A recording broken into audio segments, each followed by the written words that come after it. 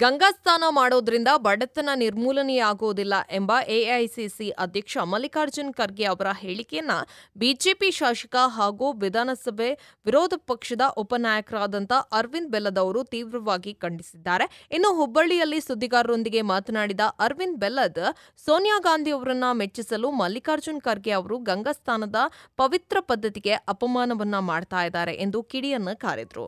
ಇನ್ನು ಗಂಗಾ ಸ್ನಾನ ಮಾಡಲು ಹಿಂದೂಗಳು ಮಾತ್ರವಲ್ಲದೆ ಎಲ್ಲಾ ಧರ್ಮದವರು ಕೂಡ ಹೋಗ್ತಾರೆ. ಆದರೆ ಸೋನಿಯಾ ಗಾಂಧಿ ಅವರನ್ನ ಮೆಚ್ಚಿಸಲು ಮಲ್ಲಿಕಾರ್ಜುನ್ ಖರ್ಗೆ ಅವರು ಇಂತಹ ಮಾತುಗಳನ್ನ ಆಡ್ತಾ ಇದ್ದಾರೆ.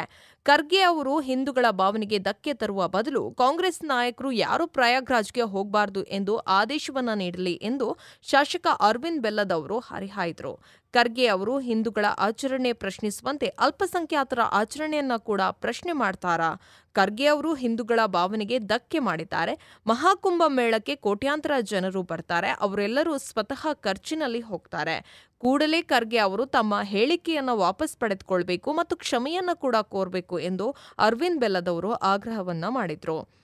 ಮಲ್ಲಿಕಾರ್ಜುನ್ ಖರ್ಗೆ ಅವರಿಗೆ ಹಿಂದೂಗಳು ಬಿಟ್ಟಿಯಾಗಿ ಸಿಕ್ಕಂತೆ ಕಾಣುತ್ತೆ. ಸೋನಿಯಾ ಗಾಂಧಿ ಅವರನ್ನ ಮೆಚ್ಚಿಸಲು ಬಾಯಿಗೆ ಬಂದಂತೆ ಮಾತನಾಡ್ತಾರೆ. ಹಿಂದೂಗಳ ಧಾರ್ಮಿಕ ಆಚರಣೆಗೆ ಧಕ್ಕೆ ತರುವಂತಹ ಪ್ರಶ್ನೆಯನ್ನ ಕೂಡ ಮಾಡಿದ್ದಾರೆ. ಇಷ್ಟು ಧೈರ್ಯವಾಗಿ ಅಲ್ಪಸಂಖ್ಯಾತರ ಧಾರ್ಮಿಕ ಆಚರಣೆಗಳ ಬಗ್ಗೆ ಪ್ರಶ್ನೆಯನ್ನ ಮಾಡಲಿ ನೋಡೋಣ ಎಂದು ಅರವಿಂದ್ ಬೆಲ್ಲದ್ ಅವರು ಇದೇ ವೇಳೆ ಸವಾಲನ್ನ ಕೂಡ ಹಾಕಿದ್ರು. ಇನ್ನು ಕಾಂಗ್ರೆಸ್ ಸರ್ಕಾರ ಮುಸ್ಲಿಮರ ಮೆಕ್ಕಾ ಯಾತ್ರೆಗೆ ಯೋಜನೆಗೆ ಅನುದಾನವನ್ನ ನೀಡ್ತಾ ಇದೆ. ಆದರೆ ಹಿಂದೂಗಳು ಸ್ವಯಂ ಪ್ರೇರಿತವಾಗಿ ಮಹಾಕುಂಭ ಮೇಳಕ್ಕೆ ಸ್ವತಃ ಖರ್ಚಿನಲ್ಲಿ ಹೋದ್ರೆ ಕಾಂಗ್ರೆಸ್ಗೆ ಸಹಿಸಿಕೊಳ್ಳಲು ಆಗ್ತಾ ಇಲ್ಲ.